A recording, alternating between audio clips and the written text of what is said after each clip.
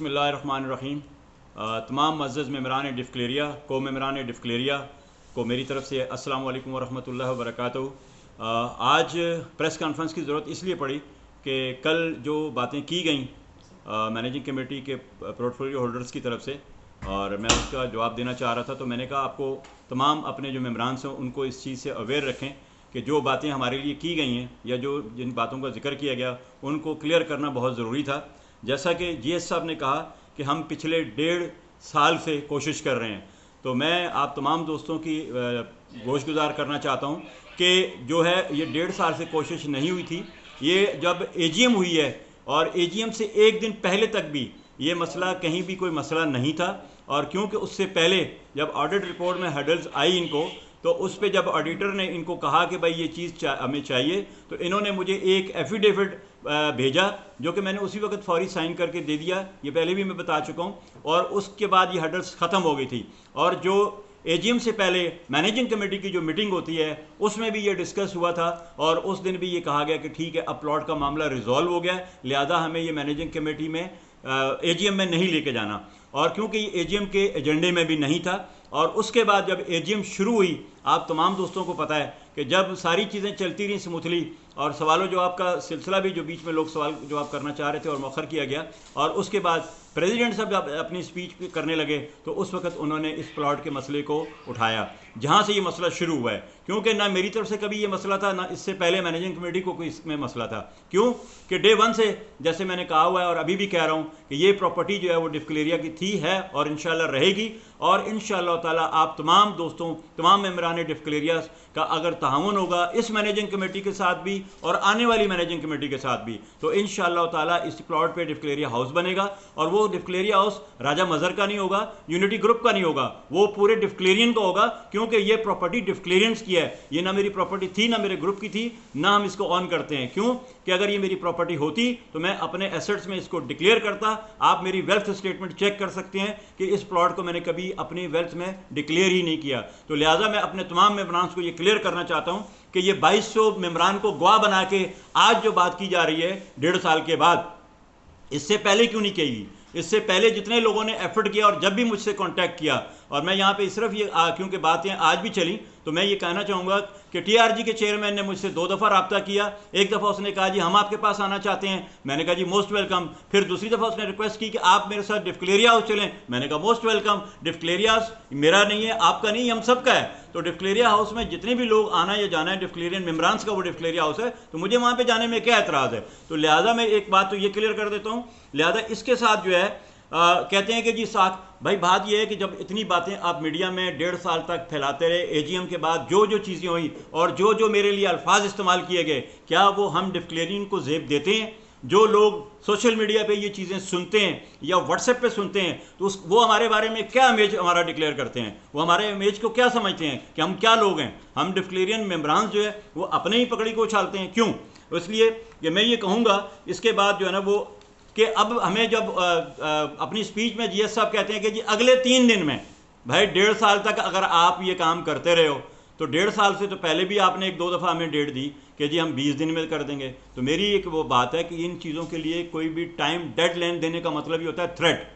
तो किसी को भी हमें हक नहीं पहुंचता, क्योंकि मैं अपने 4 साल दौर में मैंने भी किसी को थ्रेट नहीं किया था। जो चीज़ें की बाकायदा तरीके से की और मैनेजिंग कमेटी को एतमाद में लेके की। ये सारी चीज़ें मैनेजिंग कमेटी में भी डिस्कस हुई हैं। और इसमें अब आगे मैं बात करूंगा कि हमारे फाइनेंस सेक्रेटरी साहब ने कहा कि जी ये इसमें मिस्टेक थी। भाई मेरी बात ये है कि जब आपने हैंडिंग ओवर टेकिंग ओवर ये ली, आपने उसके बाद AGM से पहले तक ये सारी चीज़ें, वो लेटर जो आपने मुझे लिखा था वो फाइनेंस सेक्रेटरी ने लिखा था, और फाइनेंस सेक्रेटरी के भेजे हुए लेटर पे मैंने साइन किया था। मेरे पास उसका रिकॉर्ड आज भी मौजूद है। लिहाजा अगर ऐसा कोई हर्डल्स था, क्यों तो आप उस वक्त ये इतराज़ कर देते, मुझे लेटर ही ना भेजते। वो अगर लेटर ना भेजते तो आज आप शायद मेरे ख्याल में ज़्यादा बेहतर पोजीशन में होते। आपने खुद जब मुझे किसी भी काम के लिए कहा तो मैंने उस वक्त कोई हर्डल तो नहीं क्रिएट किया, और ना मैंने कभी किसी के लिए आज तक मैं ब्लैंक पेपर भी साइन करके डिफ़्क्लेरिया के फेवर में देने के लिए तैयार हूँ। आप बात करते हैं न्यूट्रल की, हमने तो पहले आपको लिख के दिया हुआ है कि आप मार्केट के 21 लोग न्यूट्रल जो है वो बुला लें और उनको बैठा दें, और जो वो फैसला करें वो हमें मंजूर है। ये क्योंकि फैसला डिक्लेरियंस ने अब करना है, अब ये हमने नहीं इसको करना, हमने तो सिर्फ इसको उठाना है और लोगों तक लेके जाना है। उसका क्या तरीका तय करना है ये हमने तय करना है। क्यों कि अब ये प्रॉपर्टी ना पिछली मैनेजिंग कमेटी के ना इस मैनेजिंग कमेटी के, ये प्रॉपर्टी पूरे डिक्लेरियंस की है और इसके मालिक पूरे डिक्लेरियन है। ये बार बार मैं ये कह चुका हूं, अगर मेरी नीयत पे शक नहीं है तो भाई फिर ये मसला क्या है? मसला तो आप लोग सिर्फ क्रिएट कर रहे हो या खड़ा कर रहे हो और लोगों में ये बात कर रहे हो और किसकी पकड़ी उछाल रहे हो? क्यों? डिक्लेरियंस की। मैं भी डिक्लेरियन हूं, आप भी डिक्लेरियन है। आप अगर मेरी पकड़ी उछाल रहे हैं तो इसका मतलब है आप अपनी पकड़ी उछाल रहे हैं। मैं तो ये समझता हूं, मेरा तो ये स्टांस है।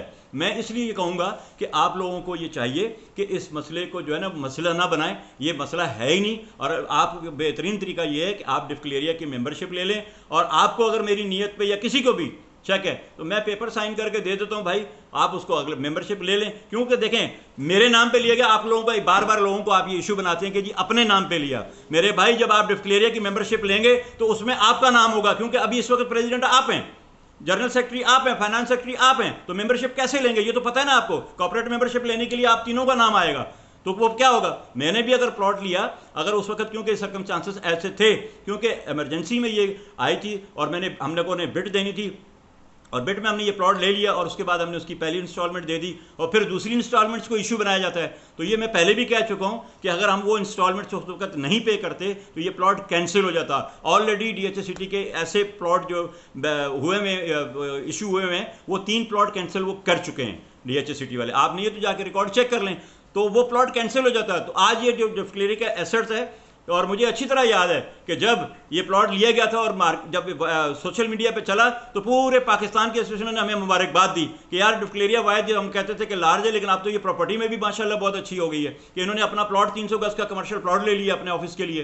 तो बात ये है कि ये चीज़ें हैं, इसमें आप सिर्फ और सिर्फ एक मैं जो समझता हूँ वो ये है कि यहाँ पे सिर्फ ईगो का मसला है और वो मेरी तरफ से नहीं है, क्योंकि ना पहले था ना मैं, आप सब जानते हो कि मैं कोई ईगो नहीं है, मैं तो हर एक से बड़े खुले दिल से मिलता हूँ। ईगो का मसला है भाई, आप अगर ये प्लॉट लिया डिक्लेरिया के लिए तो आज आप उसकी डिगिंग करें और आप अपना हिस्सा डालें उसमें। हम आपके साथ हैं, मैं अपने ग्रुप की तरफ से भी अपनी तरफ से भी ये कहता हूँ, हम आपके साथ हैं, वो हो जाएगा। और अगर आप ये कहते हैं, मैं ये कहता हूँ कि जो भी लोग, जितने भी लोग मेरे डिक्लेरिया के मेम्बरान से, अगर वो इस प्लॉट की ट्रांसफ़र में अगर ये मसला हल कर सकते हैं कि ये कहते हैं ना जी कंस्ट्रक्शन के बाद, ये मैंने पहले भी कहा था जब मेरे पास तारिक इकबाल साहब और वासिफ ज़ैदी आए थे, मैंने उस वक्त भी कहा था, क्योंकि अगर ये पिछली मैनेजिंग कमेटी में ये बनना शुरू होता तो मेरा ख्याल में इसको बनाने के लिए हमने वासिफ ज़ैदी साहब को किया था कि आप बनाएं, क्योंकि वो कंस्ट्रक्शन का काम करते हैं। तो उन्होंने कहा था जी ठीक है, और ये रेट भी तय हुए थे। ये सारी चीज़ें पिछली मैनेजिंग कमेटी के मिनट में मौजूद हैं, लिहाजा मैं आगे शॉर्टकट करता हूँ कि ये बहुत लंबी हो जाएगी।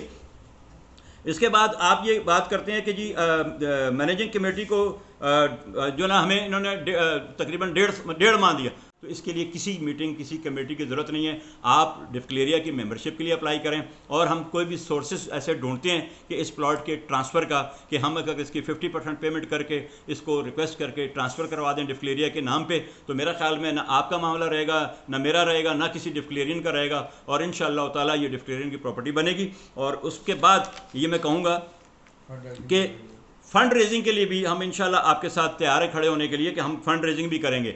और ये सारी चीज़ें भी हमने पहले भी की हैं, तो फ़ंड रेज करके ही की हैं, और आज भी हम ये कह रहे हैं कि हम इसके लिए तैयार हैं। ज़्यादा हम यही कर सकते हैं ना कि हम आपके साथ तावन करेंगे। जबकि मुझे अच्छी तरह याद है हमने जो 2 टूर्नामेंट किए, मैं माजरत के साथ यहाँ पे ये कहना चाहूँगा कि हमारे दूसरे ग्रुप्स के जो लोग थे उन्होंने उसमें भी सियासत की, और हमें किसी भी डिक्लेरियन को हमारा स्पॉन्सर नहीं बनने दिया गया, और लोगों को कैटेगरिकली मना किया गया कि आप इस टूर्नामेंट में स्पॉन्सरशिप ना लें। हमने किस तरह वो एफर्ट करके पहला भी टूर्नामेंट किया था और फिर दूसरा भी किया, और अल्हम्दुलिल्लाह जिन जिन लोगों ने स्पॉन्सरशिप दी थी, मैं वंस अगेन आज इस प्रेस कॉन्फ्रेंस में उनका शुक्रिया अदा करता हूँ कि उन्होंने डिक्लेरिया के लिए अपना किरदार अदा किया और अपना जो डोनेशन था वो उन्होंने डाला।